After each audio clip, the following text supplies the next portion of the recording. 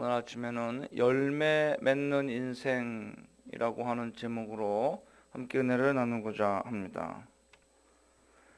오늘 본문에는 예수님께서 저녁 때에 집안에서 휴식을 취하시지 못하시고 감람산에서 기도하셨거나 아니면 길에서 노숙을 하셨을 것으로 짐작할 수 있습니다. 이른 아침에 성으로 들어오셨다고 말씀하고 있기 때문입니다. 그러한 연휴에 예수님께서는 제때 식사를 하시지 못한 관계로 몹시 시장하셨던 것으로 볼 수 있습니다. 예수님께서는 바로 이때 길가에 무화과 나무가 있는 것을 보시고 그곳으로 가십니다. 예수님께서 무화과 나무에게까지 가신 이유는 열매를 바라셔서인 것입니다. 율법에 의하면 길가에 있는 무화과 나무의 열매는 아무나 따 먹어도 죄가 되지 않는 것이었습니다. 그래서 이런 열매를 가난한 자의 양식이라는 별명으로 불려지기도 했다고 합니다. 무화과 나무는 잎이 무성하게 자라나서 그 밑에서 사람들이 명상을 하기도 하고 쉬기에 적합한 나무였습니다. 대개가 잎이 이렇게 무성하게 자라면 열매가 그곳에 함께 열리는데 1년에 2번 혹은 3번씩 열매를 거둘 수 있다고 합니다. 그러므로 보통 잎사귀가 있다는 것은 열매가 비록 껄끄럽고 맛이 없다고 할지라도 열매를 얻을 수가 있다고 하는 것을 의미합니다. 그런데 본문은 잎사귀 외에는 아무것도 얻지 못하고라고 설명하고 있습니다. 그런데 마가복음에 보면 이때가 무화과의 때가 아니었기 때문이라고 그 이유를 명확하게 밝히고 있습니다. 무화과의 때가 아님을 예수님께서 모르실 리가 없을 터인데 왜 주님은 그리로 가셨을까요? 그 무화과 나무가 잎사귀가 무성하여서 사람들의 시선을 끌었고 또 숲속에 있는 것이 아니라 사람들이 잘 보이는 길가에 있었기 때문에 이 나무는 특별한 나무인가 싶어서 그러면 혹시 열매도 함께 열리지 않았을까 하시는 기대심에 주님께서는 그 나무에게로 다가가셨던 것입니다. 그 나무가 특별히 잎사귀가 무성하게 나 있었기 때문인 것입니다. 아직 무화과의 철이 아닌데도 불구하고 이 나무는 잎사귀를 풍성하게 내어서 마치 자신이 열매를 그 속에 품고 있는 것인 양 길가에서 지나가는 사람들을 혼란스럽게 하였다는 것입니다. 그런데 이것은 유대인이 하나님의 택한 백성이라는 의식 가운데서 희생자사를 드리고 부지런히 성전에 왔다 갔다 하지만은 진정한 희생제물이신 예수 그리스도를 무시하는 것을 상징합니다. 바로 이것이 열매 없이 잎만 무성한 무화과 나무와 같았기 때문입니다.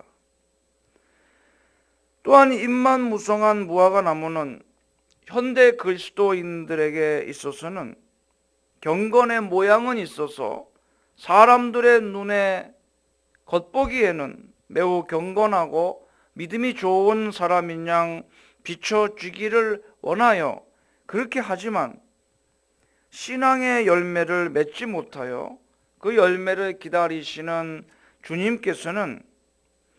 주님께는 만족을 드리지 못하는 형식적인 신앙인과 외식적인 그리스도인들을 의미한다고 하겠습니다.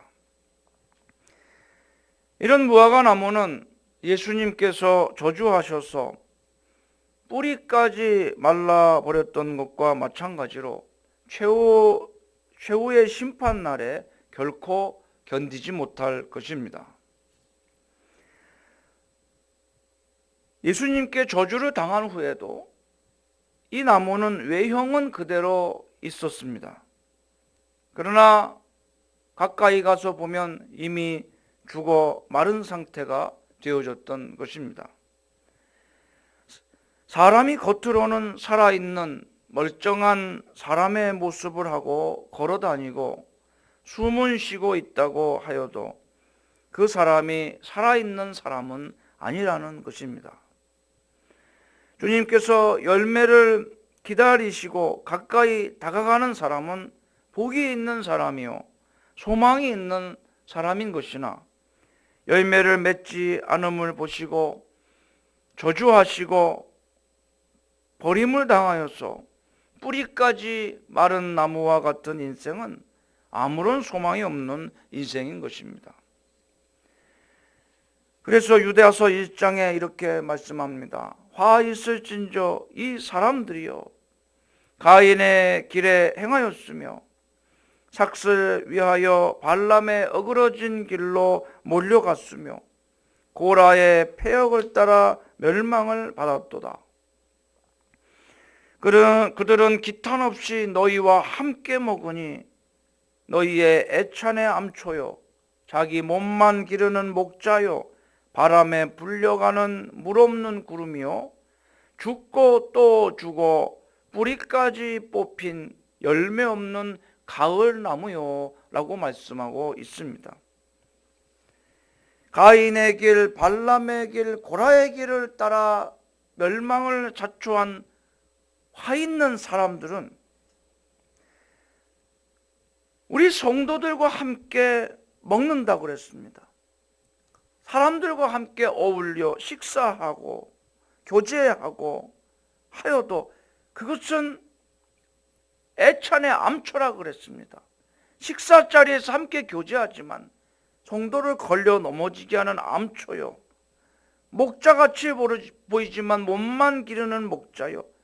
비가 올 것 같은 구름의 모습을 하고 있지만 물 없는 구름이고 가을 나무라서 많은 결실을 할 것처럼 보이지만 사실은 죽고 또 죽어서 뿌리가 뽑혀 있는 나무라고 말씀하고 있습니다. 이것이 잎만무성한 무화과 나무를 말하는 것입니다. 열매 없는 신앙입니다.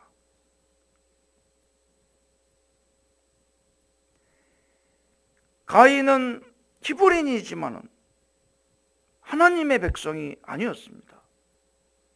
겉으로는 가인은 아담의 아들로서 정말 이것은 구원받은 백성의 모습을 하고 있었습니다. 예배를 드렸습니다. 하나님께 제물을 드리고 제사를 바쳤습니다. 그러나 열매가 없는 사람이었습니다. 발람도 겉으로는 선지자 노릇하였습니다. 이상을 보고 예언도 하였습니다. 그러나 어그러진 길로 가는 열매 없는 인생이었습니다. 고라도 이스라엘 백성의 지도자로 장로로 여겨졌습니다. 백성들의 지도자로서의 존경을 받았던 사람들입니다. 많은 사람들이 고라의 길을 따라갔습니다. 그를 존경하고 지도자로 인정하고 믿었기 때문입니다. 그러나 멸망을 받았다고 말씀합니다. 이런 사람들이 그리스도인들과 함께 애찬의 암초라는 것은 성도의 교제를 나눈다는 것입니다. 이와 같은 열매 없는 무화과 나무의 신앙을 가진 이 염소와 같은 암초 같은 사람들이 성도와 함께 식탁 교제를 나누는, 사랑을 나누고 교제를 나누는 성도의 모임에 들어와 있고, 몸만 기르는 목자라 해서 양을 치는 그 목자로, 지도자로서 일하고 있고, 또 비가 올 것 같고 열매를 맺을 것 같은 물 없는 구름과 뿌리 없는 나무로서 뿌리 없는 가을나무로서 버젓이 행세하고 있다고 하는 것입니다. 사람들은 모릅니다. 길가에서 잎이 무성하여서 사람들의 시선을 끌고 자기에게로 다가오게 합니다.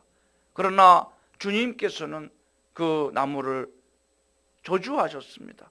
다시는 열매를 얻지 못하도록, 그리고 그 잎사귀가 말라 시들어서 사람들의 속이지 못하도록 그렇게 하셨던 것을 보게 됩니다. 이것은 주님께서는 얼마나 열매를 기뻐하시는가 하는 것을 우리가 깨달을 수 있습니다. 사람들에게 인정을 받고, 사람들에게 유명세를 타고, 사람들의 존경을 받고, 많은 사람들을 자기에게로 불려 모으는 그런 목자나 성도들과 그렇게 교제를 하여서 많은 사람들의 인정과 사랑을 받고 주변에 사람들이 많이 몰려드는 그러한 신자가 되기를 원하지 말아야 됩니다. 그것이 좋은 신앙이라고, 사람들에게 인정받고 또 사람들이 많이 몰려오는 그런 목회자나 사람들이 많이 주변에 사랑하고 몰려드는 그러한 성도나 이런 것이 내 신앙이 좋다고 우리가 착각에 빠져서는 안 된다는 것입니다. 이 무화과 나무도 많은 사람들의 시선을 모으고 발걸음을 인도했습니다. 그러나 주님께 저주를 받았습니다. 왜 그렇습니까? 주님께서 그에게 다가가시는 것은 열매를 얻기 위함인데, 겉으로 봐서는 열매를 많이 맺는 것 같이 사람들의 시선을 끌지만 주님이 거두실 열매가 하나도 없었기 때문입니다. 과연 나의 신앙은 주님 앞에 갔을 때 주님께서 기뻐하시고 거두시기를 원하시는 열매를 하나라도 맺어가고 있는 그런 진실된 신앙인가? 나 자신을 돌아보는 이 아침이 되어야 할 줄로 믿습니다. 그러므로 우리 모두 주님께서 기뻐하시는 아름답고 풍성한 생명의 열매를 결실하는 인생들로 살아가야 할 것입니다.